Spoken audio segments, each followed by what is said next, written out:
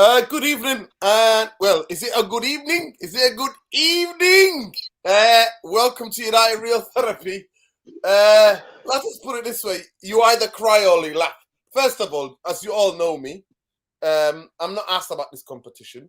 It's cost us the Player of the Season for me. I will never forgive the fucking Europa League because Martinez got injured in the game before this.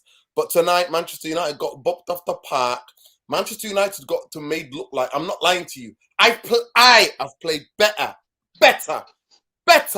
right? Passing teams on a Sunday and Saturday leagues in my life. I've played better passing teams in Saturday and Sunday leagues when I used to play. I have. So it shows you Manchester United tonight should have been 6 or 7. 3-0 doesn't tell the story of the game. 3-0 does not tell the story of the game. So people need to wake the hell up. We got absolutely smashed out of the park tonight. And you know what? A lot of people used to come for Ralph Ranić. Ralph Ranić said 10 of them, 10 players need to leave. And guess what? They said, you don't know what he's doing. You know what? He said this does not need, this is an open heart surgery. And tonight we found out. David De Gea, I posted a thing about Matteo, what's his name? Matteo, the Milan goalkeeper. I posted a thing saying that I watched him 3 games and he looks like a very composed goalkeeper. But it is what it is. But big up to every one of you. You know, this is not my favorite competition. Most of you do know it's not my favorite competition. I never wanted to be in it. Big up Aduale, same players, same old results. You know what? Einstein said the definition of insanity is doing the same thing again and again and expecting a different result. And there we go. So big up to you. Big up to Aduale. Big up to every one of you. We're hoping Jarvis will join us. Tom will join us. But big up. And also big up to Starboy Steve. He said, Nuruddin, my Newcastle buddies, and Andy said that it was one of the worst Manchester United in Europe he has ever seen. You agreed with that? Well, of course. Listen, of course it was. Listen, what it shows, the bottle job mentality, the cowardly mentality, is that once they get into hostile atmosphere, it's like they start to shake like this. The legs start to wobble and their asses start to go, and then they can't recover, and then they start making mistakes after mistake after mistake. Guys, we are 60 away from 7,000. You're never gonna get any raw or real reaction into a game or analysis of a game on YouTube than this channel. I'm afraid. I'm not gonna lie to you. You're not gonna get it raw and real. People are gonna sugarcoat it. People are gonna put you say, this and that. Now we put the context on this.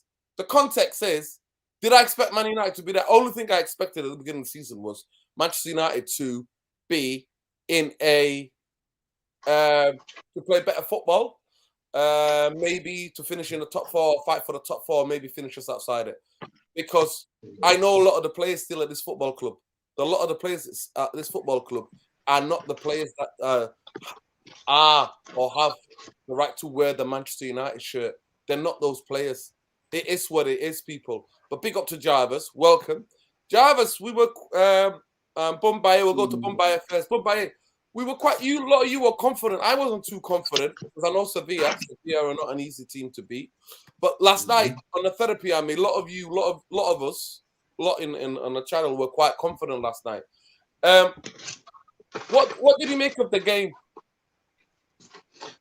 I think last night's confidence was on the premise that the quality should shine through, but that in turn is on the premise that you're actually going to turn up, that you're actually going to turn up to want to win this game.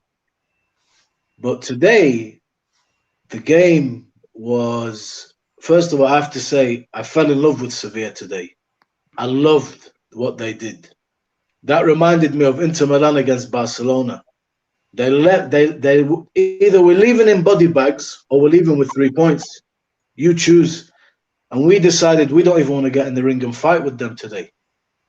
Eric Ten Hag alluded to a lot of second balls. We all spoke a little bit yesterday about they're going to be here to disrupt proceedings.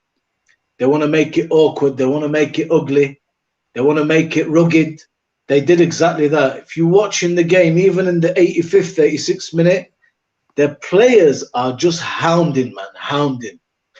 And they're a credit to the word teamwork. There's ways to lose a game, but today, too many dandies, too many pansies, too much softness, soft underbelly, soft mentality. It has to change. It's not good enough. Having quality is one thing, but man, if you don't have hunger, if you don't have desire to think, we want to win this game, we are winning this Europa League, that's it, then you're not going to go very far. Today, for me, I'll do player ratings now for you. Everybody gets a 0. Every single player on that pitch, not a single one, apart from Anthony. For me today, he tried. Yeah. Everybody else, bro, it was a joke. That to me is as bad as the Liverpool 7. It is embarrassing result. Embarrassing, man. And the way that the lads, their heads went, they went up for the fight. Their balls were shrinking. It's sad to see that. So, people will say the mentality is maybe we need new players, because no manager can change the mentality of these players, because the profile of the player himself is wrong. And when I looked at today's game, I thought about Antonio Conte at Tottenham. I thought about Mourinho when he was saying to us, we've got a lot of gigolos here. I need men. Tonight, I look at the players and it's so disappointing. It's so embarrassing to watch a team that just, that's it, shrinks like that. Good luck to us on Brighton coming up if we're going to do anything resembling what I saw tonight. Really, really bad. Yeah, big up. Jarvis, how did you see that game? I knew this was on the cards, by the way. If Manchester United didn't score, to be fair, you did say, if we didn't score last night, you did say if we don't score the first goal, it's going to be a long. And to be fair, he gave them the first goal. The mentality of these, to wear that shirt, the amount of different type of players throughout the years have worn that shirt, the tough guys, mentally tough players, and to have the captain do that, ask for the ball and do what he does. How did you see the game? Well, first of all, big up to the chat. It's a hard day for us United fans, but in the end of the day, it's just the Europa League. So, okay, it's not the worst thing that can happen. And second of all, I have to apologize for being too optimistic yesterday. I was thinking that we can go out and dominate these guys, and I have to blame myself because no, Jarvis, I can stop you there. You don't have to blame yourself. Actually, if we beat their press, we would have dominated that game easily, but we didn't, because we don't have good enough goalkeeper, good enough centre backs to beat the press. That's what we don't have. We don't have good enough footballers, because there was a lot of space after you beat the press. There's a lot of space with the high line they were playing, but carry on. On that, when you talk about a lot of space, it goes down to, everybody talks about Ten Hag's principles, and principles when playing football is very important, and people who have never played the game don't understand the principles, because let's say if you're on one side of the field and you do like 7 passes, and even if the passes is not going forward, they go in circles, back and forward in triangles. It will mean that the opposite team will press against the ball, so there will be plenty of space on the other side. This is the thing that Ten Hag is trying to implement. This is what he's talking about, his principles. But in the heat of the moment, like with a hostile environment, like away against Sevilla, we will meet. We lose our heads and lose our principles because we don't know how to play ball anymore, because we don't understand. Because I'm not going to say it in a way to be negative, but I don't think many of our players have the football intelligence to understand how to play the game, because we have to shift the ball on one side. And when we did it, I think we did it one time in the first half, and we created a big chance with Anthony, because Yeah, we had the ball on one side. We had like 7 or 8 passes. We shifted the ball to the other side, and then it was open because Sevilla was very aggressive and pressing against. yeah. And so that's the counterpart to aggressive teams. But we have to But think. Jarvis, what happens when they treat the ball like a hot potato, like Yeah. hot coal in their hands? Casemiro, shocking, the worst performance in a Manchester United. Eriksen, shocking. Sabitzer, shocking. Every one of them, back to front. And I look at it and think, Martinez, what a miss Martinez is. Because on the ball, he's so good, he's so calm. And in times where in that same situation where De Gea played the ball to Martinez, Martinez gets it, you know what I mean? Gets it, turns, and then passes it. But carry on. Let me just get this 1 second. Aduale says, we need better players, been saying it. I know, of course, brother. I know you've been saying it. Let me just get this super chat. Hey, little, don't worry, Sancho will come good. I don't know about that. Aduale continues and says, Maguire pushed a bit into Martial, twisting his ankle, but it doesn't look that bad. Well, listen, that was the insult to injury. So Maguire injured. Pogba, when Pogba played, Pogba was bleeding all over the place. Maguire is a liability. He literally is a liability. He pushed him. It's incredible. He pushed Sabitzer onto, and then Sabitzer then falls on Martial's ankle. So you can't blame Martial tonight, but go ahead. Yeah, and the thing is, if we don't play with the principles of Ten Hag, he's been saying it. Yeah, I'm not going to defend Ten Hag, but the players are caving in. We're caving in and roll over when we get pressed, and we're in a hostile environment because we lose the clarity of the mind. We don't have the spine in the team. We don't have the right mentality to be strong enough to keep on doing what we should be doing. And it comes down to mentality, and for me it's like footballing. I call it football IQ, but I'm not saying that they are stupid, but it's football IQ in my mind. And hopefully the players can learn, and Ten Hag will learn to be more clear to the players and more what do you call it, tight to help me out, Nurdin. What's the word in English? To be more strong when they're not doing it. Oh yeah, resilient. The cowardly seed is inside them. It's very difficult to get the. We talk about the Spursy. We've got to start talking about Manchester United. It's recently in the last decade, it's the Manchester United way. When it comes to it, they just bottle drop cowards. So you know this. Cowards. So you know what you're saying here. It's basically it's not there. They we're saying that football. They can't be composed on the ball. They don't think, how can I pass to you? They don't think, let's get back in properly in shape and let's sustain. Let's hold out a little bit. Let's not try to panic. Let's calm down. Let's get the next 10 passes. Let's get it to feet. Let's win the next duels.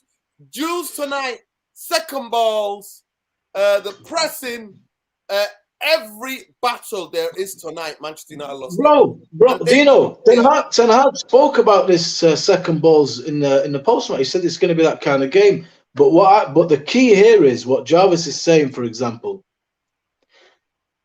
That is a prelude to us conceding that there are quite a few players that the manager will never be able to polish into a player to play in accordance with his principles. That means it's not the manager. We need new players. Is that what we're saying?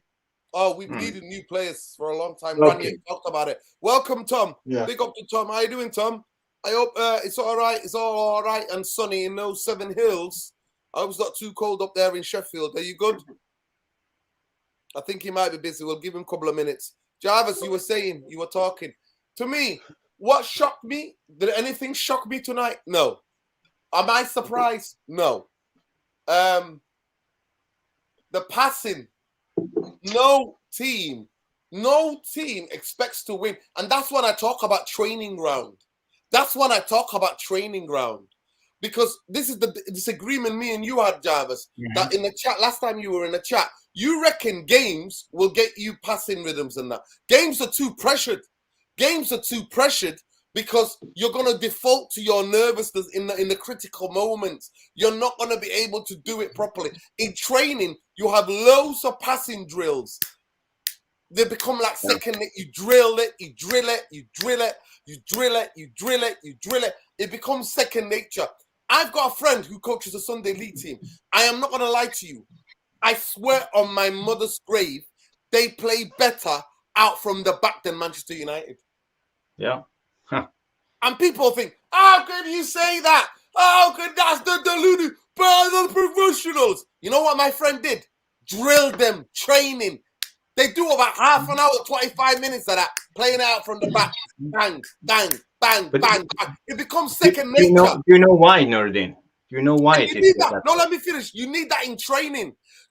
Last time we were talking about it, a lot of people agree with you and say, I'm like, no, I want to have Eric Ten Hag time on the fucking training ground. I need him to be doing the fucking drills on the training ground other than playing in Mickey Mouse fucking Europa League trophy and players being mentally and physically, emotionally fatigued.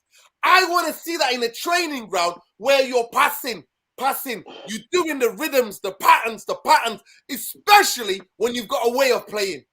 So go ahead. Yeah, but I was thinking, why do people get better when they drill? They drill because it's not their natural, like our players, their natural reaction when the pressure is hard, when you don't have much time and stuff like that. In hostile environments like today, they go back to reset. They have just the spinal reaction.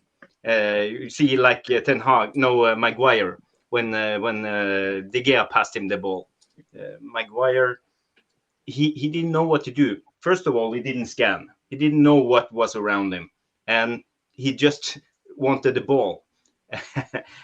And of course, Sevilla scored because he bottled it. But you know, it's because he didn't train. He don't know how to be a playing center back, how to start a play, how to go deep and get the ball. The funniest thing, if he received that ball on the back foot, he takes 3 players out the game, and he could turn and play a pass. And that's the maddest thing about it. All he had to do is go forward and then go on the back foot. The ball will come to him, and then those 3 players would run into the space, and he can just turn and play into midfield. But he doesn't have that. He doesn't have the technical ability. He doesn't have the imagination. Maguire is a terrible defender because he never fucking scans. I used to play in midfield. I've got better scan than he will ever have as a professional. Yes, I fucking said it. Yes, I've said it. I scan better than fucking Maguire when I was playing because it was instinct. It was natural for me to look, get the ball. Because that's what you only play in midfield. You have to look. Scott McTominay doesn't have it. Fred doesn't have it as much. And the players who can't scan, they will always get themselves into fucking trouble. And that's the difference. That is the difference. Harry Maguire can never scan. That's why he's a 10. And he's too heavily weighed on his heels. Tom, welcome. We tried to get you on just before, brother. Talk to us. How are the 7 Hills doing? Is it cold out there in the 7 Hills? Are you in Sheffield? Listen. At least we didn't hold 7, eh? At least we didn't hold 7 again. Mate, where do we start? First, David De I Gea- asked you, how are you, Tom? Listen, And then listen, I asked you, listen. how are things in the Seven Hills? The Seven Hills, like we ain't doing anything up here. Like I think Sheffield United and Sheffield Wednesday are doing better than us, and it's a blooming Thursday night. Have they got a couple of players that can actually play out from the back? I mean, one of the teams is going to the FA Cup, aren't they? So we might end up playing them. You never know. You might see me there. Oh God! But Oh God! no, listen, we take what we've seen. Like, look, David De Gea. I've said it before, and I'll say it again. As a goalkeeper, I think he's up there with some of the best that has been maybe in the last 5 or 6 years as a goalkeeper. But as a footballer, he doesn't know the game. The game has gone without him, and he's not capable of playing the modern day style of football. He's not. For what he is as a goalkeeper, a lot of coaches would have him because he's a brilliant goalkeeper, he's a brilliant shot stopper, and that in a lot of coaches' systems nowadays, in I guess the most recent era, is all that a manager would look for. This era, you need to have a lot more than just being a good goalkeeper. A lot more. You need to be able to play with your feet. You need to be mobile. You need to come for crosses. You need to command your area and box. All of which that I've just listed there, he does not have the attributes to do. And love it or hate it, I'm going to hit you with the harsh reality now. He's been there since Fergie. He's had David Moyes as a coach. He's had Jose Mourinho. He's had Louis van Gaal. He's had Ralph Ragnick. He's had Ryan Giggs. All these different kind of coaches in Ole between Gunnar as well. Solskjaer. Ole Gunnar Solskjaer. And now you have Erik ten Hag, who a lot of people say is the guy for Man United. All this negotiations about new contracts and all this that the other mate. Ship him. We need a new goalkeeper. We talk about that we need that vocal point up front and we can't score goals. We can't play out from the back. That part of our game does not exist. It does not exist. And at the end of the day, I think a lot of the pundits with what they've said tonight, I don't take much of disagreement away from what they've said. The drop-off in quality from our squad is not good enough. And at the end of the day, you have to start from where you start from. And in the whole 2 ties, I think personally, we gave a lot of those goals away. We threw the tie away to Sevilla and made it their semi-final. And at the end of the day, we knew, like you saw the atmosphere. It was like Argentina 78, for those of you that know, will know. It was like you were in Argentina for 78. The atmosphere, the drama, the tension. You're in the first 10 minutes of that stadium, and Harry Maguire, listen, he can't command a back line, so I don't know how he's the captain of Manchester United, of a whole team. I don't know how he's a captain of a whole team when he can't command a back line. Forget it. The pair of them, I don't even think, from what I've seen anyway. Listen, can I just say something, I don't even think Tom? they went to go. I don't even think they went to go and applaud the fans at the end of the game. I think they walked down the tunnel, did they not? Nah, some of them did, to be fair. Some of them did. They were. I think majority of the team went to applaud the fans. Listen, it's shameless, though, at the end of the day. And Harry Maguire and this, listen, go and play with West Ham on Thursday nights in Europa Conference League. That's your level, mate. David De Gea, go and ship him out in Spain. He might actually win a game against a Spanish team for once. Because whenever he plays for Man United, he seems to go gold dust. I don't know if they blow a candle of money at him or something. No, he's never beaten Sevilla anyway. He's never beaten Sevilla, no. And I don't care about this biasness with this sort of metabolism that they have against us, and it's Europa League and all this. Listen, when you're in it, you want to win it at the end of the day. But listen, I'm not just going to call out Maguire. I'm not just going to call out David De Gea, because the whole team performance, it was shocking. It was pretty much the Liverpool game, average at 3-4 goals, as opposed to getting whacked by 7. And the only reason why we didn't get whacked by 7 was because Sevilla aren't a counter-attacking team. No, they don't score that many goals either. They don't score that many goals, and they're not a counter-attacking team. Yeah. And at the end of the day, when you look at the basics of the whole game, Casemiro, I think it was his worst game in a Man United shirt tonight. Shocking. The back line, Maguire, hold your head in shame. David De Gea, hold your head in shame, mate. You can take your gloves off and I'd keep them off. But at the end of the day, you start from the back and we go forwards. Anthony today, if I'm being honest with you, I think he's the only player that can really hold his head in high. Because the work rate of what he did defensively, we would have been caught out so many times on that side with Acuna. So many times if he didn't track back. Jadon Sancho as well. Yeah, he had a good couple of, 5-6 minutes here and there, but is there anything deadly? Is there anything clinical? We said in the preview. He doesn't have that in his game. He's not the same player. And at the end of the day, Erik ten Hag, there's been too many of these performances this season. Well, even I that. can accept. Nurdin, just let me go the last point. I can accept going away to Seville and losing 1-0 if we fight and if we work hard. I can accept losing 3-0 if we work hard and we work as a team.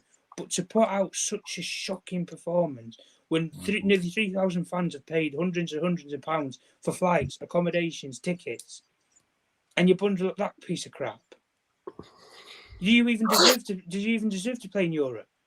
Do you honestly deserve it? Because there's clubs on the seaside, the likes of such as Brighton, that would be their dream to play where we've played tonight. But some of these players, mate, they're just below expectations. And Erik ten Hag set the standards when he made this team successful in that little period. He set the standard high, very, very high. And Harry Maguire, David De Gea, a lot of these players, mate, I will be shocked. If this manager gets his way in the next 2 years, I will be shocked if any of these even make it. Regardless of how they do from now to the end of the season. But he wants them to stay, and the club are offering these players. I don't think he does, though, Nurdin. I'm sorry, Tom. I'm sorry, Tom. To inform the rest of the United fan base, a lot of these players are getting rewarded. Shaw's already rewarded. There's a contract for Fred. There's a contract for De Gea being negotiated right now. Put De Gea and how long he's been at Manchester United and the things that he's won with us, put that to one side and the good seasons that he's had, Erik ten Hag would not look at him and think he's the goalkeeper for me for the future. Well, he said it the other day. He said he's a complete goalkeeper. But let me just go to Irfan. Big up, Tom. Stay around, Tom. Don't you be disappearing. Irfan, welcome to the space. The stream, sorry. Big up, people. I just want to remind you, big up Caden Dixon. He says, the game Maguire like a deer in the headlights. Well, there's not been a worse combination of players who play like that. But to be fair, we did get slaughtered with Casemiro, with Varane, and with Martinez. So we did get slaughtered as well, to be fair with him. And that's the thing. Even though I think Martinez is the real captain of Manchester United for me, he's the real leader at the back and the guy we play through. But guys, there's nearly 200 of you watching. Please smash a like on the video. It costs you absolutely nothing. You get raw, real reaction on the analysis of the game. And we're also 60 away from 7,000. So if 60 of you subscribe or 30 of you subscribe tonight, we will hit, most likely by the end of the show, we'll probably hit our target. Irfan, how did you see that game? I know that your sweet tooth is there. I know when Man United get smashed, you turn to sugar. I know you. So talk to me. And look, I know Man United get smashed. Irfan get post of chocolates out from talk to me. Now wait a second. I've been listening from the start. What Tom said, what Mr. Bombay said, what you said, what Jarvis said. I had a listen, okay. Now look, it's easy just to get crazy mad about this. And don't get me wrong, I thought this fist was going to go through the wall, okay? But let me just step back a second, right? Because when you lose like that, you ask yourself, well, wait a second. Was that coming? Were we going to lose? And you call them bottle job nerding, like I said, right? No, Evan. Cowards. Bottle all right. is the old name. Whatever. But nerding, the meaning of that, some people don't know what that means, right? Cowards. And I've said it to you in the previous show, right? That once you've been battered a few times, you've got that being battered again, abused, whatever. It's in your locker. It's in the psychology of who you are, okay? You know, right? So look. PTSD. Yeah, whatever it is, it's something like PTSD, but it's something that you can't get out of your system. It's not just going to go away, okay? So look, I don't want to just rip into Man United because of that shocking performance, right? Because I want to go back rip into them, man. You say that. I think I don't want to rip into them already. Irfan, No, Sevilla, no, you could keep. Everyone's been ripping. Listen, I've been on Twitter right throughout the breaking game. news. Listen, let me give you breaking news. No Yeah. Vaseline left in Sevilla tonight. No Vaseline. Why? Man United used it all. Breaking news. Breaking news. Go ahead. Come on, we're open to all of that crap. We're open to all of those. Like, those memes are going to come all day long. But look, to me, right, it goes back to the way we gave those goals away in the first leg, right? You know, Malacia's, I'll cut him some slack, but I can't get over that Maguire one, where somebody is out jumping you. You're 6'4", you're standing there, and someone heads the ball that's going well wide, and it hits your head and goes in the net. I mean, if somebody was to say to me, can you describe a football player who is a joke player, right? You know, with delusions of grandeur, right? Because he plays for England. And can you explain to me in a meme what that guy is? Just show him that goal. Just show them that goal. I have seen lots of shocking defenders, right, in my lifetime, but I've never seen one who is so out of his depth, like this squarehead nutcase that we seem to have got, this curse in our team, right? But look, I've been to that stadium in Seville. I know what those fans are like because I heard them even before I walked to the stadium, right? I know what it's like. So when Rakitic said, you wait till you come to our stadium, I had a bit of a feeling what it was like.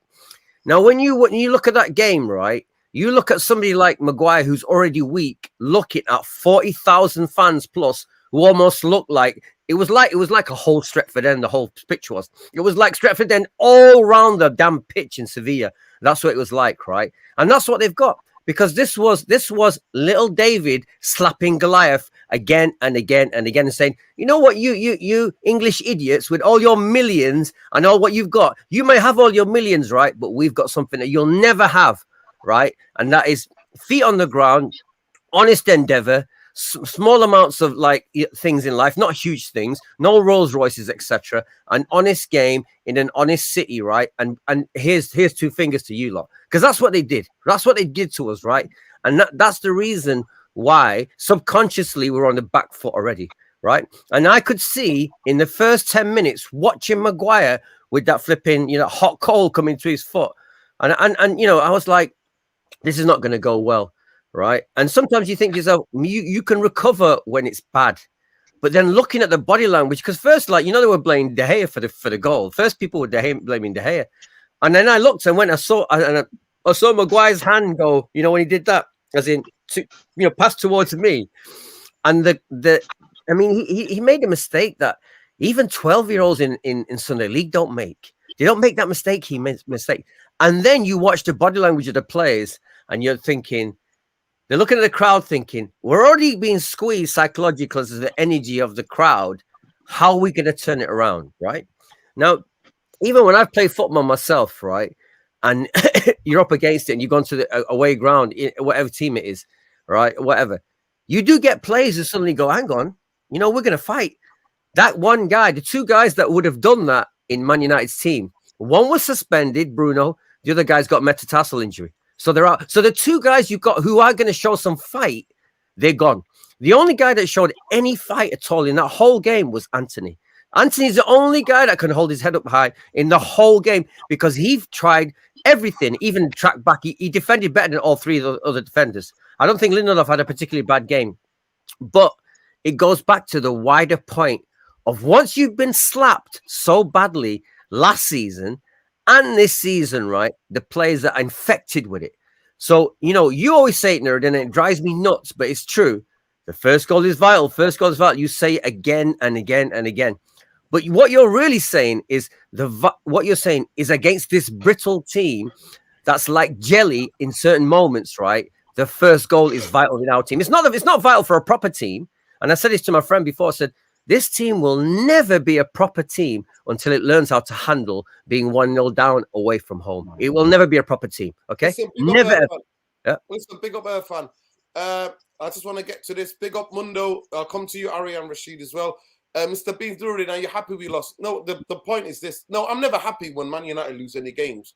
But there are competitions where I'm more devastated. Man United lose the league game, I'm devastated. When Man United get knocked out FA Cup, I'm devastated. When Man United get knocked out of a Champions League title, I'm devastated. I have never been devastated when Man United got beat in a League Cup. They got beat by Liverpool. Michael Owen scored against us.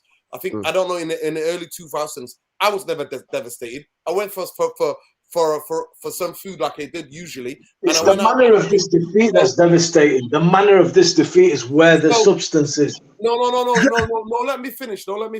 So, do I get nervous watching Europa League games? No. Do I get nervous watching Carabao Cup League Cups? No, I don't. Other things I get nervous. I hope that answers your question. Ariam Rashid, what did you think about the game? What did you think of the game? And I hope you're studying well in school, because that's the only way you're coming on this channel. If you're doing well, because you got your GCSEs coming up very soon. So I hope you're studying well and you're studying hard for your exams. Go ahead, young man. Yeah, well, big up to everyone. I watched the game and oh my god, it was shocking. Worse than your maths GCSE revision. Yeah, that's what it was like, honestly.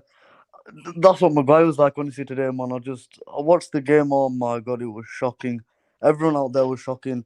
The first goal, I mean, to be honest, I didn't watch the first goal because obviously I did watch it from the 21st minute of the game. But honestly, I was coming back home to watch the game, and then as soon as my mate sent me the text here, and I looked at it, and he goes, "Oh shit, fucking first goal we've conceded."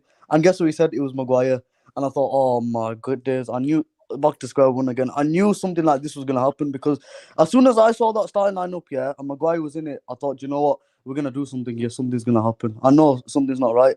And then what happens? Maguire does a back pass, and then this what happens. We concede the first goal. And then obviously when I come back and watch the game, first half there was little moments where we were going through the left flanks with Sancho, and obviously Martial, was trying. But the thing is, though, I looked at Sancho. Sancho, for me, yeah, I'll be honest with you, Nuruddin, and I need to ask all you guys this question. Do you really think Sancho, is really going to live up to the standards of Man United? Because this game, I watched him. He doesn't look like he's trying hard enough. Absolutely no. Honestly, yeah, Tommy, exactly. That's what I want to ask you. Sancho, he's come back after 2 months, Eric Ten Hag, he's comforted you, he's given you that time and, that stuff, to what's called recover and stuff. You've come back. How many goals have you scored? What, 1 or 2? And how many assists? What, 1? That's it. Sancho, I'm sorry, but I need to see more of you. And, you've been here for almost 2 years. And, these little moments you need to do, it needs to stop. I want to see the real Jadon Sancho from Dortmund. But I've not seen that from him. And, he wasn't, I thought he was going to be the one to step up, but clearly he hasn't, and Martial played all right. But for me, he just looked like he was just, it looked like he had a bit of an issue with his leg. Well, let me update you on that. Harry Maguire pushed Sabitzer. Sabitzer then fell on Martial's ankle. Oh, so it's not the first time they do that, Rush. I'll come back to you in a minute. Big up Paul Scholes and Maguire asking for the pass. You've got to give him credit for having the confidence. But no, wait a second. You see that statement there? That statement there is one of the reasons why we're effed with this guy. Because if you have people like Paul Scholes defending him for that pass, how do we as fans try to tell these people in the English hierarchy that you guys don't know what you're watching? You watch England, right, for 6 games a year, and you think he's all right. We watch him every week. We know how terrible this guy is. Listen, I don't know. I think Alien Ted us up there. I'm not lying to you. I would get him out. Wasn't it Pogba that he was bleeding? He knocked Pogba out defending a corner. He lifted his leg up and he hit Pogba's head. He kicked Pogba in the head, didn't he? And Pogba was bleeding. Yeah, so he's he's a hazard. This guy's a hazard. Mundo. No, hang on a second. Someone's saying he's being sarcastic. Paul was being sarcastic. Paul Scholes was. Well, I don't know. Listen, all I know is that Gary Neville has told Roy Keane, has told Paul Scholes and the rest of them to make sure that he's a United captain and we can't be that disparaging on him. And because Roy Keane was quite blatant and honest with his first ever impressions of who Maguire is, and then Roy Keane started changing his tune because Gary Neville did say, Roy's like, Gary, you keep telling me this guy is a good lad, he's available and all this BS. Mundo, talk to me. How did you see that game? Well, boys, I'm going to say what I've been saying. Come on, FC! Yeah. Here we go. I'm going to keep it consistent, and I said it before. Until this manager has at least minimum 7 of his players in that first 11. So when we go shopping in the summer, I don't want to hear people talking about Salelanga and these guys. Forget about it. They're squad players. We've got more pressing issues, which is our first 11. What you see is if there is more of the I'm going to call them legacy players if there is more legacy players in the squad than Ten Hag's players, which is what we saw today because of injuries, right? This is the performance you're going to get. Why do we think it's going to be any different to how it was 2, 3, 4 last 5 seasons?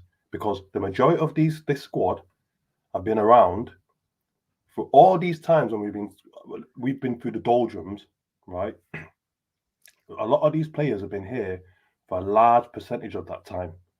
So why should we expect anything different? I'm just like, I expect this now. I expect it from this group of players, right? It's not a surprise anymore. It's almost like a given, right? If we go away from home against a team that's going to put it on us from the first minute, and there's something riding on the game, that's the other thing.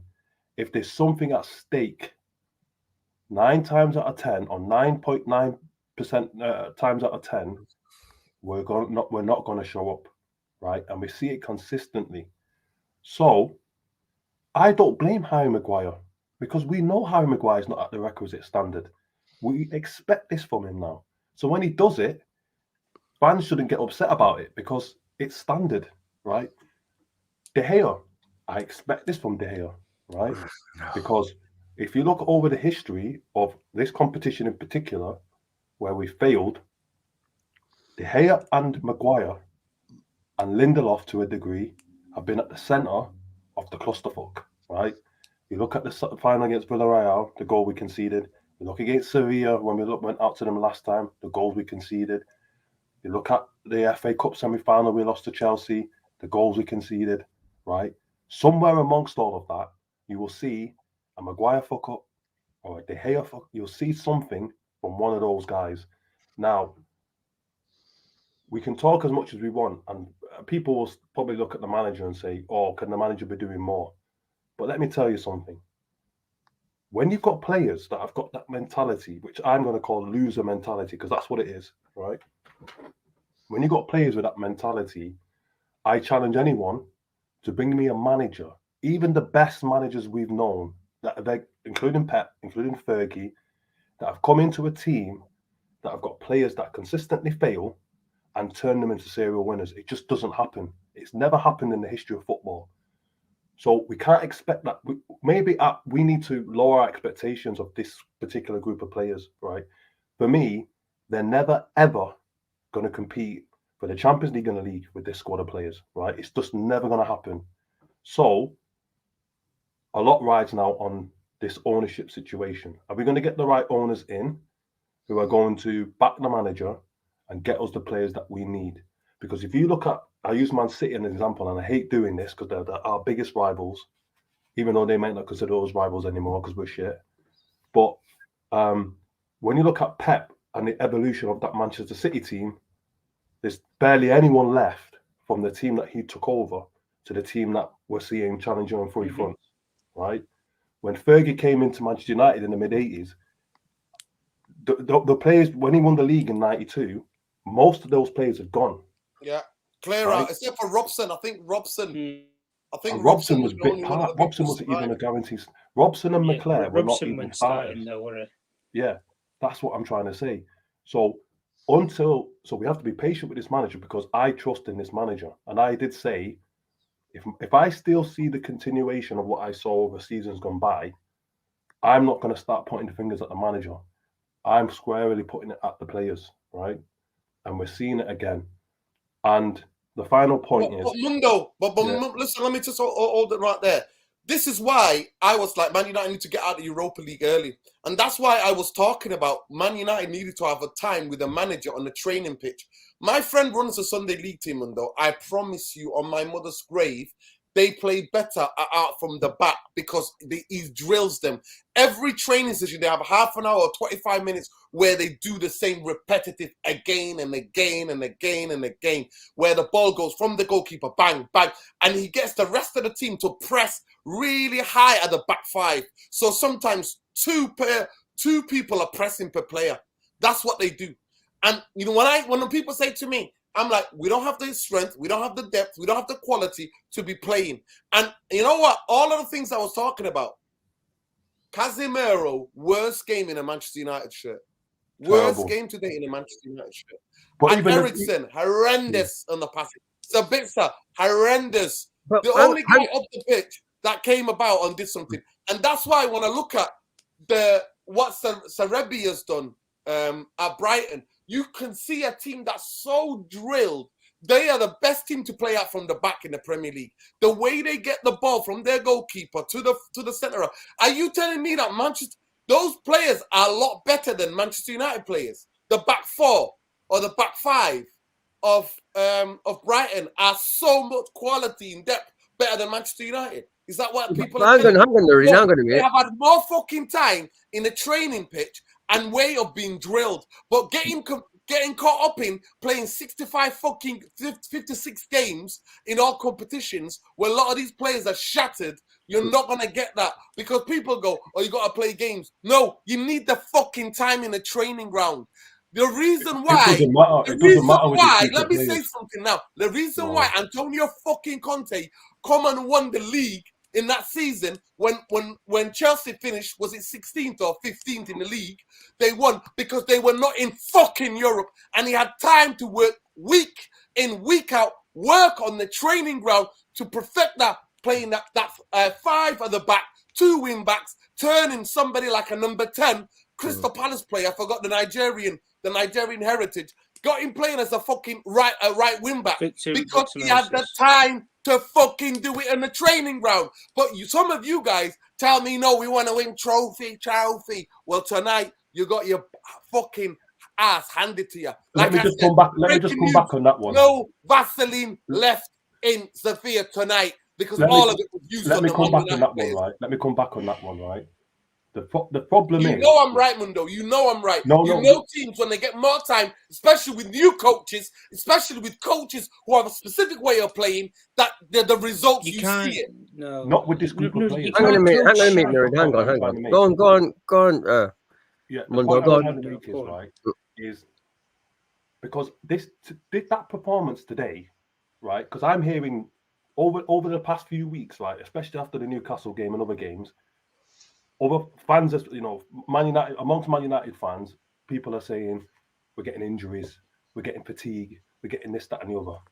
Now, what I saw today, and what I saw against Liverpool, and what I saw against Newcastle, right? That to me is nothing to do with how the players have been trained or drilled on the pitch. That for me is the players' mentality, and when you go up against the team, right, especially away from home. Mundo, sorry, Mundo. I have to interject.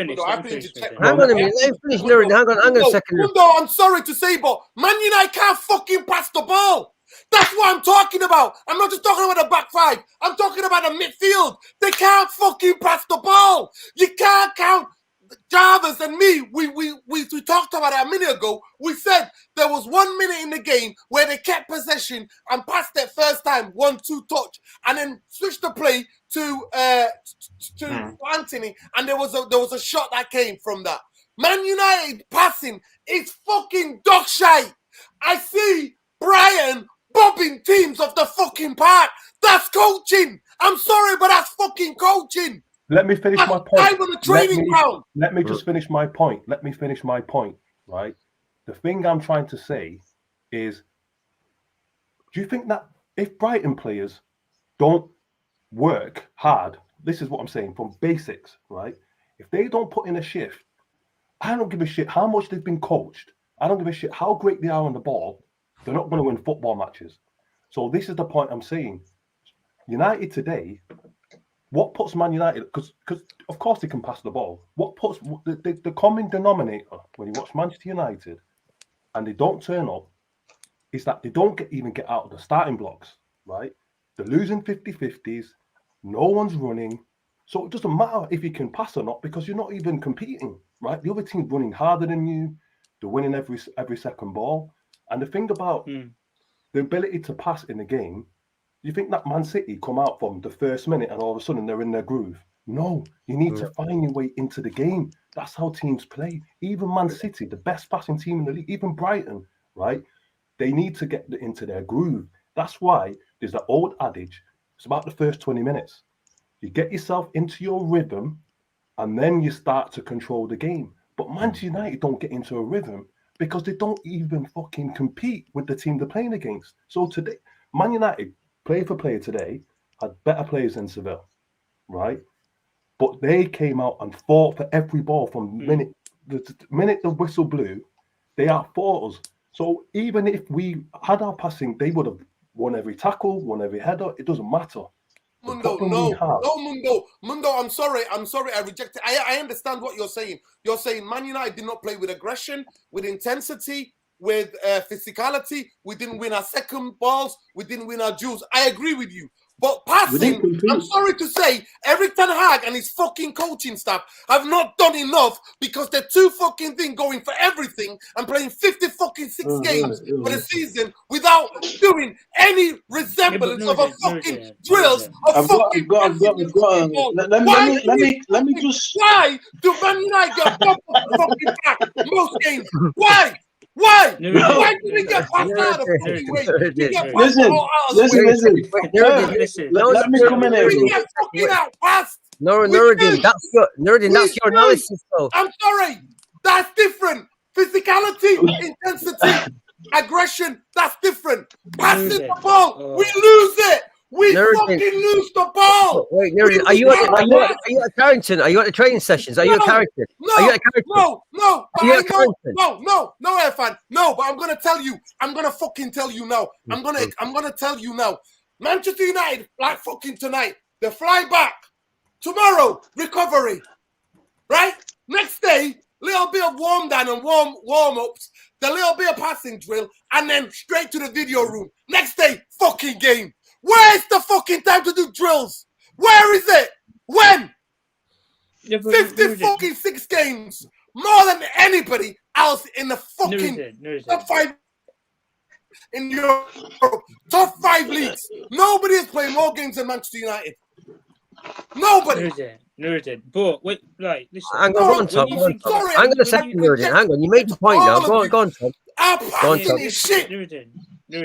When you think about all of this from a bigger picture, when you think about it, you think of John Mercer, you think of Richard Hammond, you think of all these people in these big director roles, right? Are you seriously telling me that they expect Eric Ten Hag not to fight for any competition or trophy that is in, irrespective of what it is or what prestige it has to Man United? They are not going to go to them and say, oh, don't compete in Europe, get out of it as soon as you can. No, because they need the exposure. They need the sponsorship deals. And at the end of the day, the way that Manchester United are at this moment in time, we know that Manchester United cannot string 5-6 passes together because we ain't Man City. We haven't got 10 technical players on the football field and a goalkeeper that's better with his feet than he is a shot stopper. We just don't have those players at the end of the day. We have players who have either been here way past their sell-by date, or we just have players who haven't cut the scratch at this current time, i.e. I've got a pertinent question. The players that he's going over. Hang on a second. It runs from the core of it. And at the end of the day, Eric Ten Hag, yes, Nuruddin, we all understand your point. You don't have the time to do anything where you can coach players properly, you can direct them properly. But you're to the end of the season anyway. That should have been done 6-7 weeks ago, probably even before Qatar. These sort of things should have been getting done. Not now. Okay, now to the end of the season. I'm going to be calm. It needs to be calm. Wait a second. Wait, Nuruddin. Hang on. Let him finish first. Go on, Tom. It needs to have already been put in place. You go into the end of the season, you're going for everything. You're going for the top 4, which is crucial to this football club more than any Europa League, any FA Cup, any kind. And that's my point, Tom. You can't fucking go for everything. I said it. You can't go for everything. You can't. And you know what? You know what? Do you know what, guys? Directors expect him to. Do you know? Fuck them. Players. Fuck them. They've never played football in their lives. They can fuck off. John Mehta and the other pricks can fuck off. Let me say something to you now. My argument is going to blow all of you out of the fucking water. Van Gaal, fucking Van Gaal, went to Man City, out past them with Pellegrini. Out past them. We went to Anfield, the best performance from a Manchester United fucking team. The best in nearly 100 years.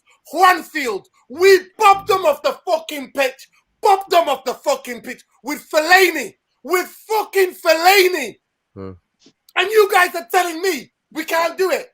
No, it's about fucking time on the training pitch. I can see it. I can see teams, managers, coaches that have had time to get passing drills to take the teams, especially when you got a way of playing, especially when you got a distinct way of playing. You've got to have time on the Yeah, but training. Nurdin, those two teams that you've just labelled there from 7 years ago have improved their games and have got up to scratch with modern day football. We have just kept on the same mediocre players on another contract, on another contract, on another contract. Reduce your wages. Here's an extension for 1 year. We'll trigger an extra year. That's all we've done. For example, David De Gea, in both of those games that you've just said, played the games. Now you're still in the team, 7 years later? And what has been in the improvement since then? Nothing. Luke Shaw is the exact same example. Played the games, been in the same teams, contract after contract, and what does he have to show for it? What? He's just out in the field tonight. Like, even when he came on for the Let's game. let's move it on a little bit. Wait a second, Tom. Tom, wait a second. I'm going to ask you all a question, and I'm going to start with Mundo. Mundo started this. Mundo, do Manchester United string fucking 10 passes together in the game? One of you ever seen Man United playing passes, passing any teams, passing teams off the park? One of you let me ask you. All right, I'm going to come back on that one, right? Pep took over a team, right? Man City, that under Pellegrini had won the league, right? What did he do in his first season? They were shit. They were going and getting licked by Everton. All these teams, why, right? And they weren't playing in 4 competitions. You know what it is? And what did he do? He went and spent 250 million in the summer. You know why? Because the players simply weren't good enough. That's what I'm trying to say to you. It doesn't matter if this manager could have 100 hours a week with these players on it. It doesn't matter. Yes, it would matter. Yes, it would matter. You know what? Man United might get smashed, but we'll pass the fucking ball a lot better. Let me ask this question then: Has Manchester? Have we improved? But have we improved as a team this season? One of the remits at the start of the year: forget top 4, forget the trophies. The most important thing was we had been bored to death. We want to brand a football that we at least get some entertainment from. Has this manager, and if so, improved us in that aspect? And if so, how? That's to everybody. And the second question that I want to ask is, Erik ten Hag, when you watch his interviews, he talks about having as a manager to adapt to the personnel that he's got. I cannot go and play possession-based football out from the back if I simply don't have the players. And we all know you can't go and spend $500 million in a transfer market. You can bring in 4 players, 5 players. That's a good market. That's a good window. But right now, is he adapting to the players that he's got? Because the criticisms of Manchester United are constantly the same throughout the season when we're having bad results, which is we don't have good ball retention. We don't know how to take a sting out of a game and recycle the ball. We have problems playing out at the back. But yet that is the principle of play that we're trying to, it's involved in every game we do. Is he adapting to what he's got? Should he adapt better? So the 2 questions are, should he adapt to the players that he's got? Is that on him? And have we improved as a team, our football improved? And if so, how? I mean, hang on a second. Can I just come back to what Mundo said and Tom saying, just to say, look, we can get angry about this. We can all be angry like Nurdin gets. I can get like that. But what I'm saying to you is, look, Mundo's point is a fair point, because when you talk about Man United's passing, right? Where's the Modric type player? Where's the Frankie De Jong type player that's going to come to Maguire or someone and take the ball on the half turn and get the passes moving? Is the guy the glue? We don't have that kind of player, so we're never going to be a passing team. No matter what you do, we're not a passing team. We're not. It's once it came up. We don't have the players. There's a middle ground there to be had, guys. There's a middle ground. I'm genuinely sorry, guys. And I'm going back to Jarvis. If you can't Bombay hit on the head, if you can't keep a football, you're gonna be always get me. If you can't pass the ball, if you're not being drilled, you cannot have a way of playing. And Erik ten Hag's biggest fucking mistake this season has been trying to win at everything and trying to be involved in everything. And I go to so wait a second then. So wait a second. No. Let's go back to your point. Let's go back to your point. I've had this out with you about 5 times. I've had this out with you 5 times. It's about drills. Right, Nurdin, I asked you this question last time, Nurdin. I asked you last time. Nurdin, I asked you last time. Which manager? I asked you this even in private. I asked you this. Which manager was going to say to the season at the start of the season? Hang on a second. I'm gonna be possibly in 3 or 4 cups, and what I'm gonna do is I'm gonna offload one. I'm gonna play the kids in one because I know I've got no chance of winning, of being in all 4. And if I try and be in all 4, I might end up losing all my players. I might end up getting to like quarterfinals and something like get knocked out, look like idiots. Which manager was going to do that and make a decision to say I can't be in all the? You never answered the question. Which manager was Ten Hag going to do that? Fergie used to do that all the time. Jose Mourinho did. Jose Mourinho, and won the Europa League. Oh, come on. Jose, what are you talking about? Are you fucking kidding me? Jose Mourinho didn't. Jose Mourinho chose. Go to his interview. Yes, he fucking did. He started playing. No, Tommy, it's not about the interview, Tom. It's about doing practicality. Please, Tom, don't look at me. Do not fucking trigger me. I'm saying this now simple. Jose Mourinho chose. He chose the Europa League over the league. Yes, he fucking did. No, he did. We went with the Europa League. That's the fact. He did. No, but I'm saying about, okay, all right. That's one instance. Okay, I'll let you have that one. Okay. You should do it. Play the kids in the fucking League Cup. Look, it's a risk, guys. It's a risk. If you're going for everything, then of course games are coming thick and fast. There's a midway ground between what Mundo's saying and what Dino's saying. But that's the gauntlet you run when you try and win everything. It's not easy to get top 4 and go to everything. That's the point, though, isn't it, Bombay? That's the point. We're getting battered today because ultimately we didn't have. All right, I'll turn it into a question. Would we have got battered today if Varane and Martinez were playing? Would we have got back? Would we have lost like we did today? That's the question. It's a hypothetical question. I think the question here is, we're here to do analysis. We're not here to get angry. We're here to do analysis. So go on, Jarvis. What would you have lost with Varane and Martinez today? That's not the question you should be asking. That's not even pertinent at all. There is a midway point, Irfan, between Nuruddin's point, which is it is a risk when you decide to play your best players in every game, irrespective of the calendar and what's ahead of you, and you're in 4 competitions at this stage of the season.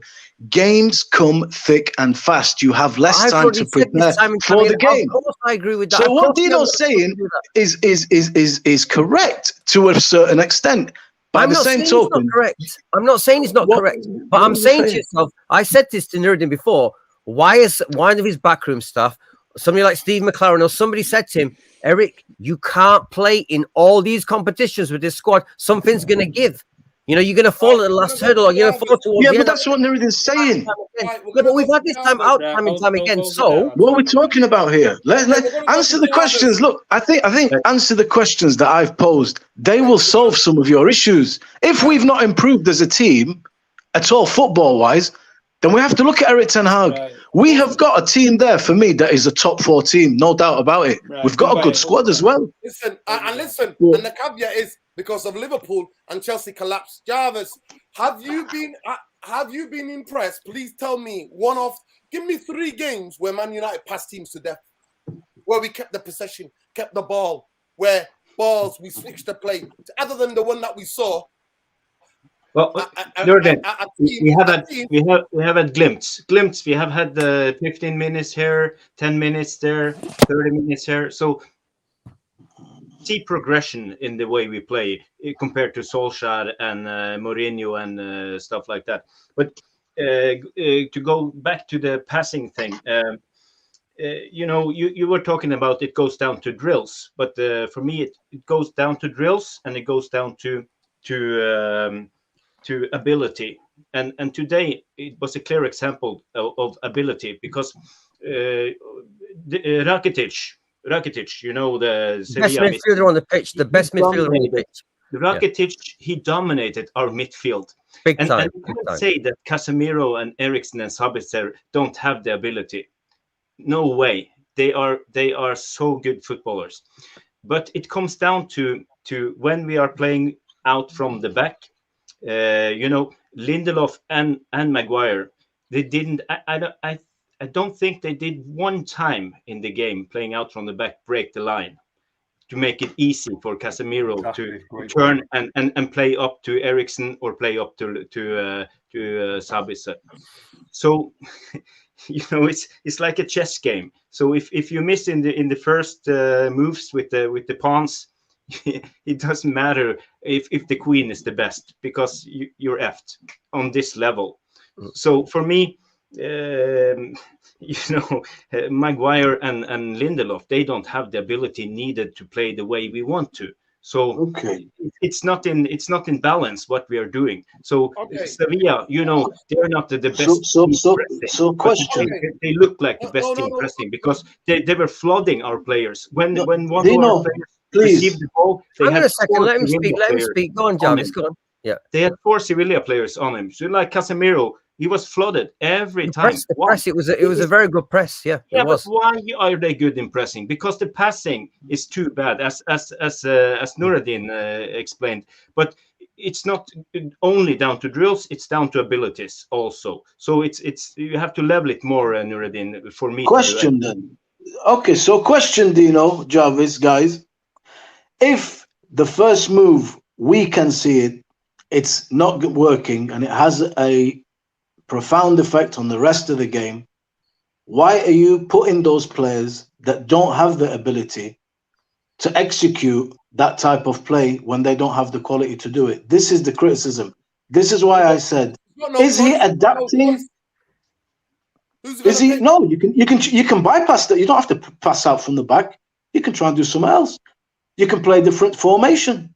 You can have a different setup. We've had a whole season here to know what we have and the abilities we have and to change it. He's stubborn, but No, okay. So this is what you need to answer, because every week you're here, it's an ability thing. There's nothing to answer. He's stubborn. Like Mundo said, Maguire's shit. So when Maguire plays shit, why we expect that anyway? We concede. We concede the players are shit. Modern managers, they've only got one plan. Plan A. Plan A doesn't work. Plan B is plan A. No, this can't be right. No, this is not good management then. I'm trying to establish here, where does the problem lie? Has the manager got to change some of the shit in his approaches, or is it strictly players we're talking about? I think maybe there's a midway ground there somewhere. Let me just get this super chat. I'm going to go to Ari. Ari's not spoken. Go back to Mundo and then Earth, and then we'll come back to you. Tom, if you're watching, come back. Certain personalities and demeanors do not inspire. Maguire's one of them. In fact, he drains the positivity from the team, including the fans. He has to go. Big up Wanski for the super chat. Appreciate you. Some other super chat, if I'm not mistaken, somewhere down here. Maybe not. Is there another super chat somewhere down there? Somebody tell me in the comments. I'm trying to get through your comment. There we go. Listen, Nuruddin is right. We struggle with teams that press 100%. Of course we do. Everybody can see it. Everybody can see it. And my thing is, when I see other managers who have time, like the Zebri, like Conte, when Chelsea were 15th in the league, and then that season he just had that they weren't involved in European football. And same thing with Arteta, not involved in European football. So he had more time to drill the team, the patterns of play, especially when you play to a style of play. To me, it's vital. It's vital. Other than getting done what's done to you, playing 56 games and getting embarrassed the way we have been embarrassed tonight, and playing more games than anybody in Europe. I'll go to you, Arian. Arian, do you see United keeping the ball and playing teams off the park? Yes, Jarvis is right. Rakitic dominated the game tonight, but it's because his team were passing the ball to each other as well. It wasn't just them. They every pass they had, they were making it stick. Yes, did they play with intensity? Yes, did they play with aggression? Yes, did they have the physicality? Yes, were they winning second balls? Yes, but the most important thing is as well, they were making the simple passes, the easiest passes to each other, and they were all trusting each other to make that pass. Go ahead, Arian Rashid.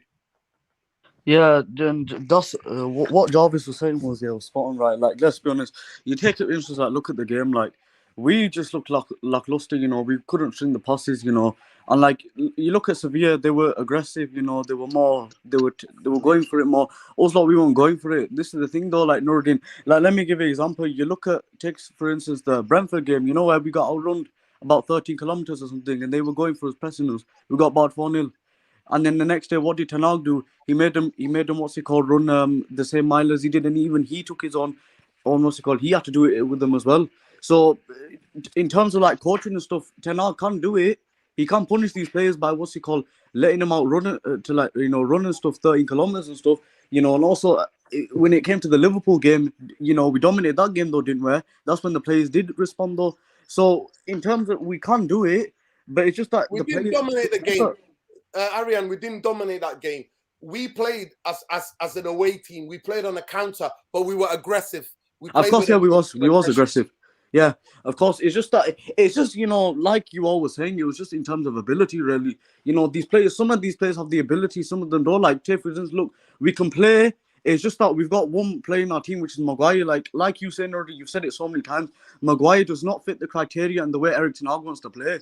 Like each time he gets the ball, he just is too slow, too sluggish. How can we move the ball quickly? And when we've got him in the team, honestly, it's like a snail or a slug. You give it to him, he takes 10,000 years to do it. Like honestly, we can't string passes together.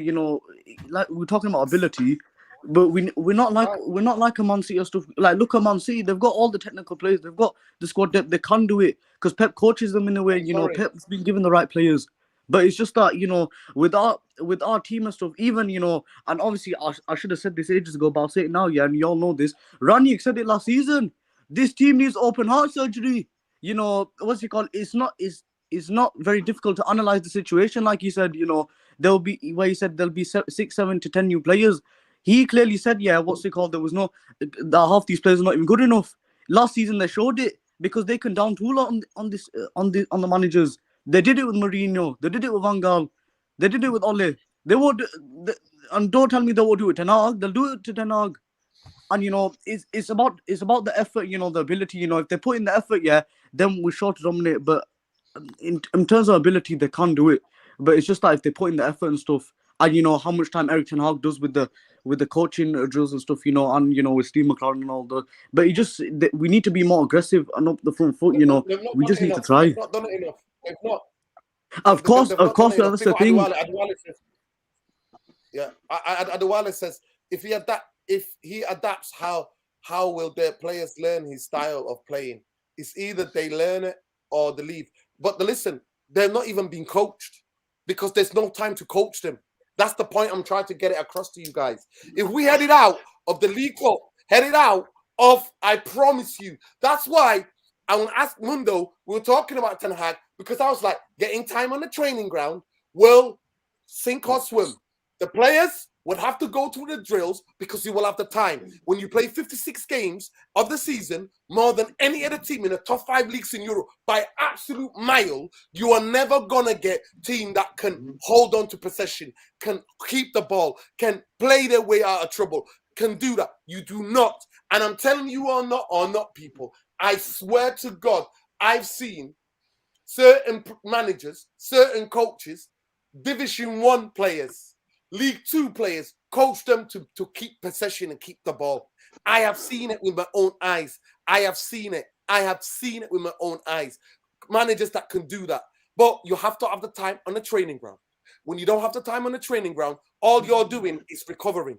You're recovering from the game before and then going through the video analysis the next game. But Nuruddin, that means what you're saying though is that we're in a vicious cycle because how are we ever wait a second. Nobody on fucking YouTube's been talking about it more than me. On this channel alone, I've done 8 fucking videos. Burnout, emotional, fatigue, mentally. We never got the strength, the quality, or the depth. Mundo, I go back to you to let you finish your point. So this is the point I was trying to make. You can use so many examples.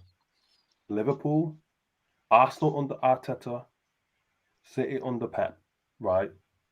I don't give a damn how much there is a reason why they go out and scout and get certain players. There's a reason why Brighton are successful.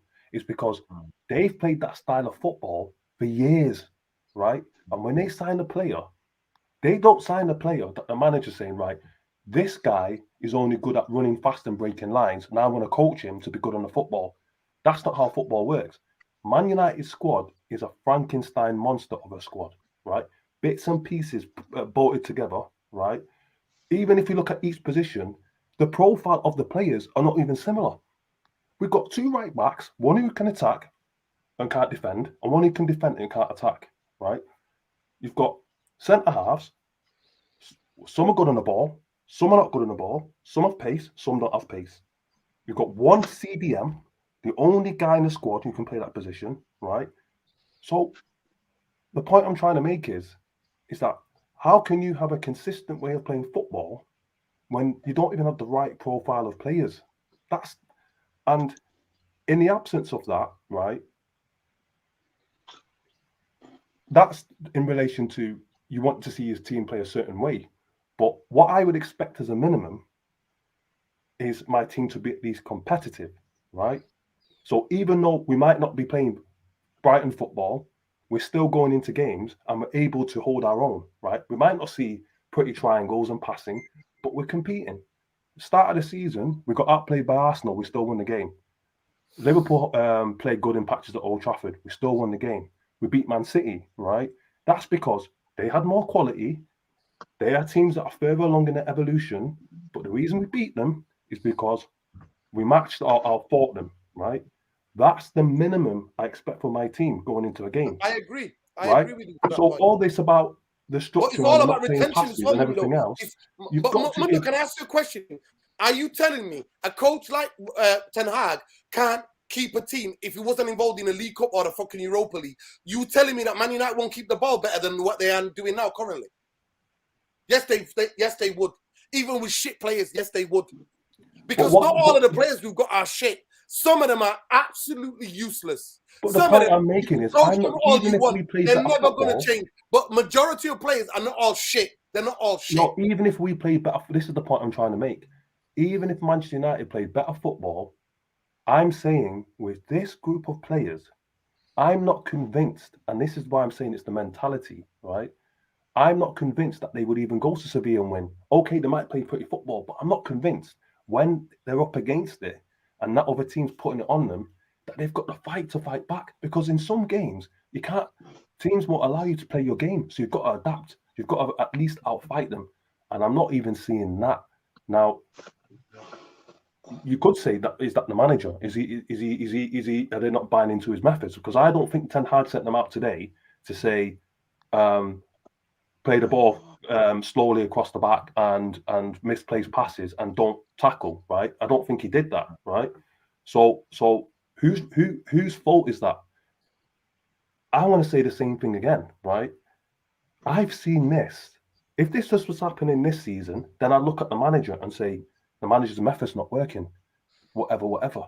But I've seen this consistently for at least 3, 4, 5, 6 years.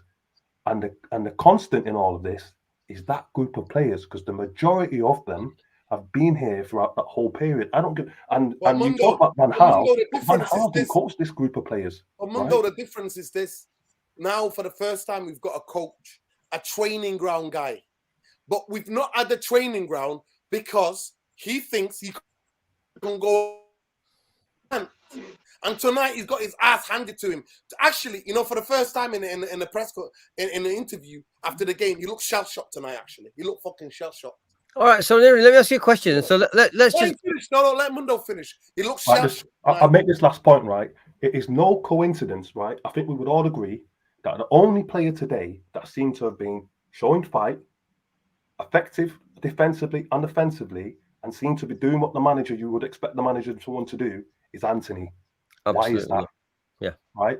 What if Lisandro Martinez was playing, we would be saying the same about him. Why do you think that is?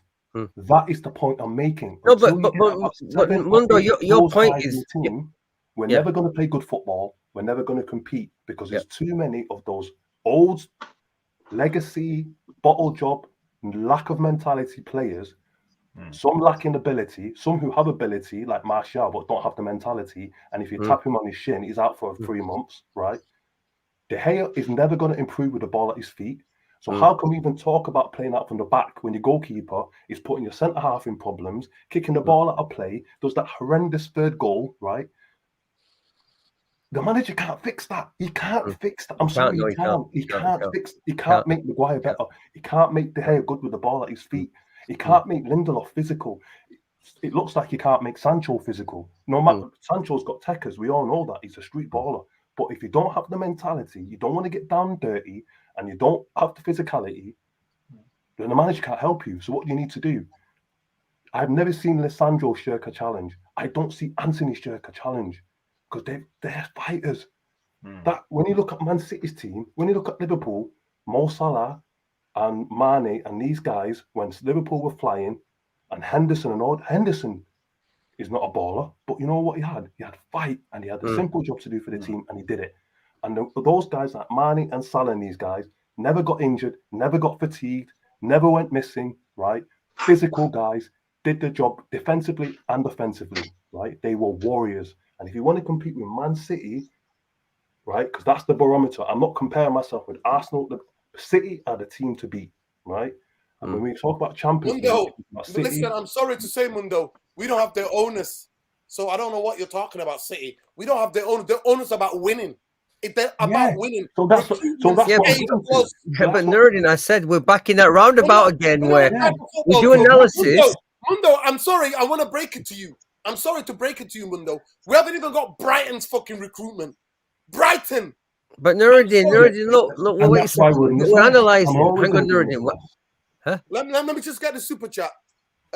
I'm the truth says, thanks for the super chat, bro. Nerdin, starting with Maguire at Old Trafford like Pogba was booed. Please put this guy under pressure so that he never played a game for us. Listen, it's not just him. I wish it was just him. It's not just him. But no, but Nerdin, can we just say though? Look, the chats are having this familiar pattern where we try to analyze what was wrong, and we always go back to the owners again. At some point, always in the discussion, we go back to the owners again, and we've been having this for how many years now? How many years we've been going back to this? Look, my point is, let me ask you a question. The owners of your football club set the tone, objectives, and the vision for the football club. Yeah, okay, so wait a second. So, all right, let me ask you a question then. So, we should all ask ourselves, what do you think Ten Hag's reasoning was why we got beat today? I mean, I've not even read his press conference, post-match press, but what do you think it was today? What do you think Ten Hag's thinking today? Well, like I said to you, for the first time ever in a press conference, like in a after the match, he looked shell-shocked. He looked kind of. I've not seen him yet. Did he look shell-shocked? He did. He looked shell-shocked, and even during the game, he's on the touchline doing this, talking to himself, doing this, shaking his head. So that basically what Mundo's saying, his analysis is right, is that you can't change that mentality of these players. Only through the players after preview on this channel, I said a lot of the things what Mundo said, but I say intensity, aggression, physicality, fighting for second balls, individual duels. I talk about that all the time. But then you know what? I can talk about it all I want. If the team can't pass to each other, if you don't, to me, that's the most basic thing to our football team. You have to be able to pass the fucking ball to each other. Regardless of where your team is pressing, you have to have a ways of getting out. And I look at Brighton. Brighton do not get out, Mundo. When people say to me, this is like Graham Potter, get the fuck out of here. You've not watched Brighton under December. You fucking not watched him under this manager. Give them Harry Maguire. They're so drilled. It's unfucking believable how good they are. Have a goalkeeper. Within 10 seconds, Irfan, 10 to 15 seconds, they're having a shot at your own goal, getting the ball out. Within 10 to 15 seconds, the ball is. No, you said this about De Zerbi. You said this about him. He's got them playing on a different level of intensity compared to Potter. You said it. So wait a second, but you didn't answer my question, Nuruddin. You didn't answer my question. Was would we have got battered this much just on? Because to me, let's be honest, the frailty started at the back. So would we have got battered so this easily if Varane and Martinez were playing? Answer the question. I think obviously Martinez is a warrior, and Varane, we will not have been defended as deep. We will not, and that's where the gaps are appearing between our midfield and midfield attack and defense. The gap's too much because Maguire and Lindelof cannot play halfway. Not both of them together cannot play halfway line football. One of them can. Lindelof can with somebody else who's got pace. But Maguire in the team, I always said he dictates the way we play. I've said it again and again and again. He dictates the way we play. Because you cannot play aggressive front foot football when you've got him on the team. Go ahead, Jarvis.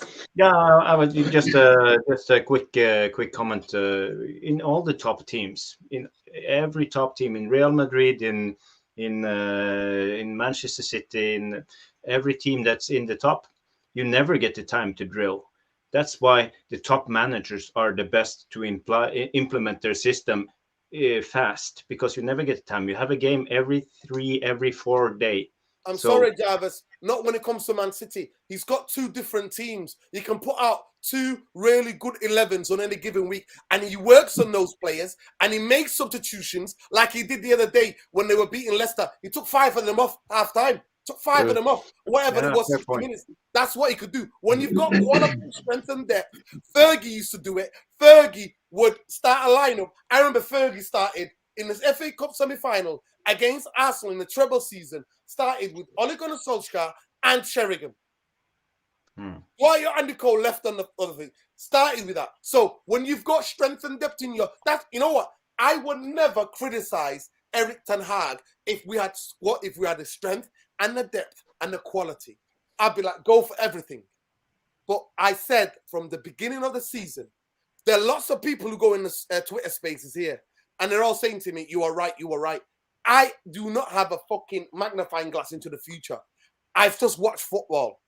To me, when a new manager comes into your fucking football club, the most important thing you can have is time with a training ground to get across his philosophy, his ideas, his principles of play. The more he can do that, the better it is for your team, even if the quality is not there. Yeah. Ariane, we'll give you the last word of the show. Go ahead. Sorry, say the question again. he was sleeping after all that. Ariane Yeah. is sleeping. No, I'm actually doing something. Honestly, guys, honestly, I'm United, doing man. something. Come on. Forgive me, guys. I'm doing something. Bumbaye, listen, I will come back to you. You wake up, wakey, Ariane. Bumbaye, honestly, new manager comes in, you have to be able to you have to have time. And remember, you only had Malacia in the preseason. Only had Malacia. That's the only player that he had was Malacia. So in terms of new signings, he didn't have any of those other guys. So to me, getting across your principles, your style, the way you want the team to play, the drill has to be there. And when people say to me, the Zebri, the level of intensity which Brighton play with is different. You said Graham Potter is a good manager. Graham Potter was a good manager. Graham Potter will go amazing winning streak where they win 5 or 6 games in a row. They lose 7 in a row and draw 8. He will do that. The Zebri sustained the level of intensity and the passing drills, how they keep the ball. Jesse Marsh, is Jesse Marsh more technical than fucking any of our players on our football pitch? Is that his name? Is it Jesse Marsh? I don't No, think got the that name Eric wrong. Ten Brilliant. Hag You has keep been- getting the name wrong. You keep getting the name wrong. What's his name? Solly Something Marsh. Marsh. Solly Marsh. Solly Solly Marsh. Marsh. Solly Marsh. Is Gross better than any Man United player? Gross? No, he isn't. Is that guy Van der Beek or whatever? Is he better than Manchester United right back or wing backs? No. Is that guy better than Lindelof, the guy who plays at the back for them? Is he? But the drills. Well, look, I think, do you know, there is no definitive answer to the types of results and performances that I personally see. I think the inconsistencies and the worries that we have about our team still exists from the past. What are we exactly going to get today? We still go into games like that. I think the football has improved. I like aspects of what we have done, but it's not consistent over 90 minutes over games. It's in moments, and I've seen moments before from other managers. I don't want to get into a cycle where I don't know where I can attribute blame, because if I can't see where the problem is and where the deficiency is, I'm not sure where to solve it. And this is the kind of thing that I have been frustrated with throughout all the other managers we've had. Now, we've got a manager here who's a coach. I like him off the pitch. I like what we're doing on the pitch. But I want to know where, for example, I look at these results and where do I attribute the blame? Now, there's no excuse for turning up to a game and not having the desire to want to win it and play and being fought like we were out fought today. That's Paul. So the players were dreadful. But I don't know, is it not part of a manager's remit for him to make them into, inspire players? I mean, Ferguson, you say inspired players. to do the basics. Then if the quality is not there, okay, fine. That's fine. But I think a manager should be able to get his team up for it. If he can't do that, then I don't know if that's, that's on him. Not all of it on him. Obviously, the players shit as well. But you have to be able to get your players up for it. Like you said, man for man, we have better players than Sevilla. A lot of the players in Sevilla's team, we know them. They didn't quite cut the mustard. But tonight, their manager gets them ready to die on the pitch. And then the other thing is, okay, the quality of the players to play out from the back is not there. So in my mind, two things. Either Erik ten Hag has to understand, right, I haven't got Martinez today. I haven't got Bruno today. I haven't got a number 9. I've got to be adaptable. I've got to adapt to what I do have and come up with a formula that is effective and can win us this game. Is he doing that? Again, I don't know. And then the last thing I'd say that is the medium between a lot of what's been said tonight. If Erik ten Hag is going to persist exactly with his principles of play, in spite of the deficiencies of certain players and certain aspects of the team, perhaps this is a weeding out process for this season, and you will get a lot of answers. We will all get answers, depending on who he is insistent he wants to keep and who is up for sale and where he signs. That will answer, this player wasn't good enough. This player couldn't adapt to my principles. So I think there's a lot of food for thought. I don't believe there is just one answer that is definitive here. There is a lot of variables, and I like to explore those variables. But as a manager, nobody's talking about sacking anybody. Today was a shitter, but it is a collective, man.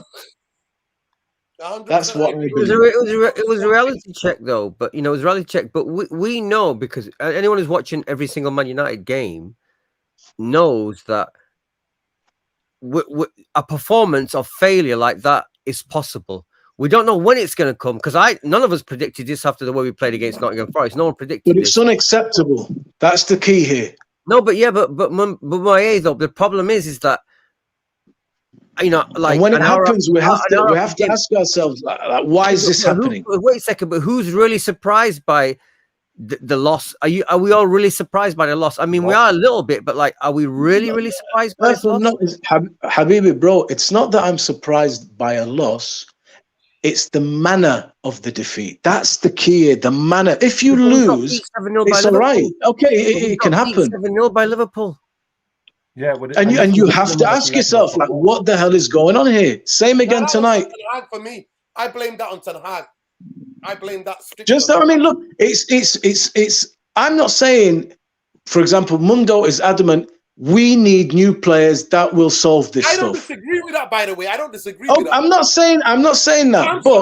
But my only difference with Mundo is that if we went out of the Europa League and we were out of the shitty League Cup, all right, more time. You would have had more time with them in the training ground. But for me, and pass the ball a bit more. All right, but I'm holding. I get that, but I'm holding up our manager to the same standards. I'm comparing our team to other teams. I'm comparing our situation to previous years, and I'm trying to ascertain where does the blame lie here? What, who's complicit in this kind of shit? Should the manager be geeing them up better than this? Look, Manchester United, let's face it, Pep comes into City. Pep's coming into a winning team, man. They already won the league twice. No, they're to change it. If you watch, let me finish the point. Let me finish the point. Let me finish, bro. Let me finish the point. Nobody is going to eat Pep's dinner because of his first season, when everybody knew that Sagna and Clichy and Kolarov, and there was some serious age there. But my man comes into a team with excellent players with a lot of mileage. David Silva, Vincent Kompany, Otamendi, Raheem Sterling, Kevin De Bruyne, Sergio Aguero, all Premier League winners, internationals, top quality. The dressing room, the standards are set. His job is to come in and make them in his own image, playing his football, which is phenomenal. You've listed a load of serial winners, right? Some of those who are still there, some who left not too long ago. And what did he win in his first season? Fuck all. Right, Yeah, but because Chris, Chris. What I'm trying to say is this, yeah. Before you tell me what I know, what you're going to say. Yeah, They have got the mentality already. exactly. There, yeah. You're going to tell me about the quality that he added, and yeah, they were fantastic. They needed some players. Eric Ten Hag. The reason I bring him into this is part of his job. Manchester United days of, listen, this is an easy 3-0 victory. We're Man United, the swagger, the arrogance, the belief that permeates right throughout the club, that has been gone now for over 10 years because no manager has been kept on to try and rebuild it. Many managers have come and failed. Many players have come and failed. Any manager that's going to come in and get Manchester United back has to be able to change the culture, the belief system that is within the club. That's where Eric Ten Hag has got to earn his keep as well. Like you say, he can come and put Ten Hag ball and all this, but if he's not building up the club, the mentality of the players, that bulletproof winning mentality that we need, then we've got to ask some questions. And right now, that's the question I'm posing to you. Is this just player quality? Because for me, Can I say something on this? Yeah. Ten Hag is not a magician, right? You've walked into a club that has been in the mud for the best part of a decade, right? Yeah. You've got De Gea, who's been there throughout the whole thing. Rashford now and Martial and players like that, and Luke Shaw have been first team players for 6, 7, 8 years. That is a long time, right? Long time. Why has been Manchester United captain for how many seasons? Those guys have consistently failed, consistently down tools, consistently have issues with attitude and fitness. I don't give a damn. You could have a dream team of Pep, Fergie, Wenger, and Ten Hag and Klopp as all 5 of them coaching that squad, and they're not winning the league. That is what I'm trying to say to you, because there is too many of them in there that they don't have a winning mentality. And when you're age 30 or 29 and you've been at a football club that long, right? You said something before about who's responsible for this, who's accountable for this. Nobody, right? That's their mentality, because we've lost 7-0 to Liverpool. If you think that Man City lose 7-0 to Liverpool, that is never happening again under Pep. You know why? Because their club, and I'm going to go to what Structure is always talking about the structure of Manchester United and the way that we operate in comparison to Brighton and City and these other teams, that would not be acceptable under Pep. You do it once, you do it twice. Certain players in the summer, look how we got rid of Cancelo, right? This is a difficult job, right?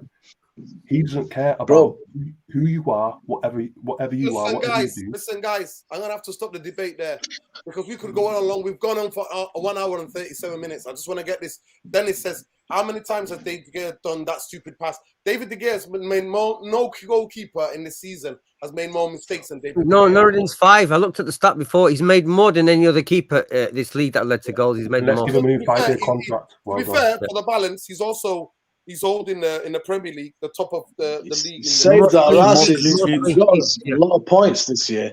Yeah, most clean sheets we've got. We've got more than Nick Pope. Guys, listen, we can go around. We can go around the houses. At the end of the day, we've give our opinions, but big up. I like to big up all of the chat tonight. Big up to all of those who did the super chat. We are 60 short of 7,000. I think we've got over 100 likes. We've had consistently over 300 people in the space tonight, in the stream tonight. Big up to every one of you. At the end of the day, I called it. I called it early. I said to Eric Ten Hag does not know the players more than I do, more than every Manchester United fan knows. Like Mundo said, we've seen these players. We've dealt with them in the last decade. We all know the levels of these players. We know the cowardly, the bottle job. But to me, I'm not going to lie to you, I see average players with average but good coaches improving average players. And the biggest thing for me wasn't just about playing all these games in these Mickey Mouse trophies. It's about having the time in the training ground to do the drills. And he didn't get that. Since before the World Cup, hectic schedule before the World Cup, we've been playing every 3 days since after the World Cup, other than the international break. But big up to every one of you. And Lilas, you need to look in the mirror and give your head a wobble. Because you want the manager out. I'm quite disappointed in you, honestly. you need to give yourself a wobble. Honestly, give your head a massive look in the mirror. He's angry, Nuruddin. You know, you understand, man. You know, he's ultimately responsible for the loss. He's ultimately responsible whether you like it or not, Nuruddin. They don't sack the players, 11 players. They sack the manager. That's how it works. Well, It's called player power. Listen, at the end of the day, we are what kind of football club we are. Ain't nothing going to change. And you know what? Eric Ten Hag, whoever we sign, is not going to have them with the squad in the preseason. Mark my words. Because nobody knows, and Glazers are not going to lift a fucking finger to sign anybody. Because majority of clubs are already talking to player agents, and deals and discussions are already been had. With Man United, there's been zilch. But I want to big up everybody, and big up, check out Muzzbuzz786 on Twitter. Make sure you check out Mighty Mundo. Hopefully, when the toddlers get a bit older, they'll be tweeting. Irfan Rainey on Instagram and Irfan Rainey on Twitter. A lot of political. Jarvis Cocker, a.k.a. Therapy Army. What's the guy called? Never Gonna Give You Up. I always forget his name. Rick Astley. Rick Astley. A.k.a. Therapy Army, Rick Astley. Nuruddin, take a look at my poster. There you go. Look. I'm amazed you guys remember Rick Astley. Rick Astley's my generation. I'm amazed you remember him. Brilliant. There we go, Rick Astley. Big up Rick Come on, Astley. Jarvis. Therapy Army. Yeah. Can I have a word there, Nuruddin? Just one final thought. You finish us off, Jarvis. You finish us off. I just want to give a big up to the panel and the host Nuruddin, because we have had a great debate tonight. Because even if we lost, we haven't singled out individuals. We have had a great footballing debate about the team's performance and what's not. So it's been like a therapy for me, and now I don't feel so upset. So thank you all for the great debate. Yeah, you're welcome, Jarvis. You're welcome. Yeah. A.k.a. Rick Astley. Never gonna give you up, mate. Never gonna give you up. Bumbaye is tied to 100 years of United Real Therapy. Big up Arian Rashid, you need to get your head back in those books, mate. You need to revise for those GCSEs, Pala. That's what you need. You gotta get rid of the nightmare of tonight, Nuruddin, first. Listen, make the maths make sense. That's what you need to do. All right. Of course, 100%. All right, big up And yourself. Eid Mubarak to the Muslim brothers and sisters. Yeah, all the Muslims. Thank you, big up. And don't let tonight's result undo the last 30 days. I know. To be honest, Mundo, I wasn't that bothered, to be honest. I was half bothered and half not bothered, to be honest, because I knew something like this was going to happen. But it is what it is at the end of the day, This is how it is, our owners and stuff. I know how it is, man. But big up. But Nuruddin, to give 4 goals away, I mean, that's what depresses me. To give 4 goals away. Oh my God! Would have been better just to forfeit the tie, bro. Just forget it. Forget it from the first one. We're not interested. We don't want to turn up. We don't want to play. Just throw the towel in and save ourselves. I mean, 4 goals. It is. Marvin just bet the kids then. I would have missed this super chat. Trust Ten Hag. He is harsh and calculated. Watch. Big up to everybody who super chatted tonight for supporting the channel. Big up to every one of you. Genuinely. We'll do the Brighton. I just hope we don't get embarrassed by Brighton. I pray and hope and wish, because you know what? I might hate Europa League, but embarrassment is an embarrassment, and I just hope we don't get embarrassed. Well, our chances have improved it by about 90% because Maguire's suspended. So, Maguire's not playing, so we'll be all right. Listen, Optimism. So wide, man. Eid Mubarak, and look back on this. All of the incredible fasting that you've done over the last 30 days, man. Think about that. I hope you're all spiritually more fulfilled, because when it comes to Manchester United, I'm never fulfilled. Manchester United never cease to amaze me. So I wasn't shocked. I wasn't surprised. It is what it is. This is what we are. This is what the kind of football club we are. And remember, fish always rests from the top. Win, lose or draw, Glazers out, bankers out. And we'll see you soon for the Brighton. Looking forward to the Brighton Sunday. We'll be doing that tomorrow, I think. What time on Sunday, Nuri? What time's the game? 4:30. 4:30 Sunday. But we'll be doing it tonight. Well, so you know what? We'll be doing it. We'll be doing it tomorrow night, Friday. So if any of you guys are available, let me know. Big up, take care, love and light. Win, lose or draw. Glazers out, bankers out. Peace. Take care, everybody. Sheikh Jassim in. There you go. Arian Rashid in. Peace.